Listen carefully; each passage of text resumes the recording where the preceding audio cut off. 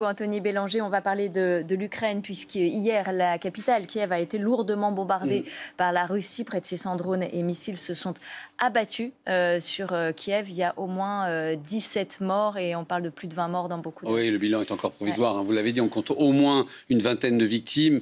On n'en sait rien encore pour l'instant, il faut entendre les précisions des secouristes ukrainiens.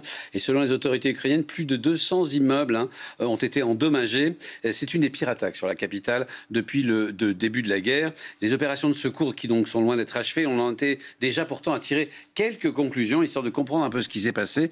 Tant il est vrai que l'armée russe détruit tout en envoyant des messages, c'est systématique. Et le premier d'entre eux de ces messages, c'est l'effroi et la terreur. Depuis plusieurs semaines maintenant, les frappes en profondeur sur l'ensemble du territoire ukrainien, aussi bien Kiev, la capitale, que les villes du bord du front, mais aussi les villes de l'ouest, très éloignées du front, l'ouest du pays. Je rappelle que l'Ukraine est plus importante, plus grande que la France, ont un seul but, ces frappes, eh bien, épuiser la population, l'assommer et la démoraliser, pour mieux évidemment la démoraliser. Alors l'Union européenne a été visée, ainsi que la Grande-Bretagne. Et c'est le deuxième message de cette salve d'hier.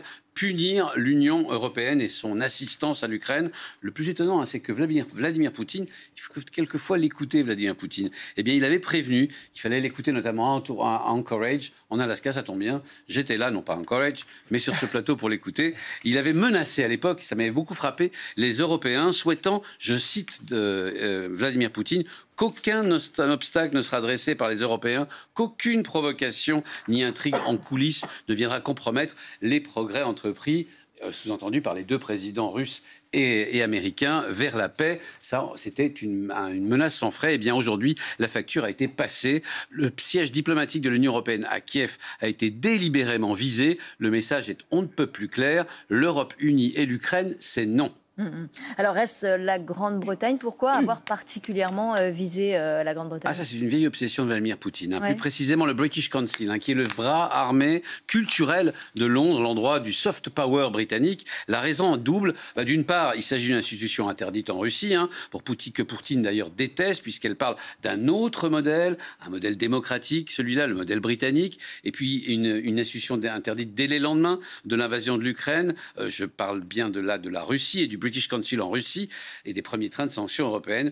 Le pouvoir russe a fermé donc ce fameux British Council en Russie. Et puis ensuite, il y a une autre raison pour laquelle la Russie en veut à Londres, et il s'agit du nouveau missile Flamingo. À longue portée. Et oui, un mastodonte de 3000 km de portée, fabriqué par l'industrie de défense ukrainienne.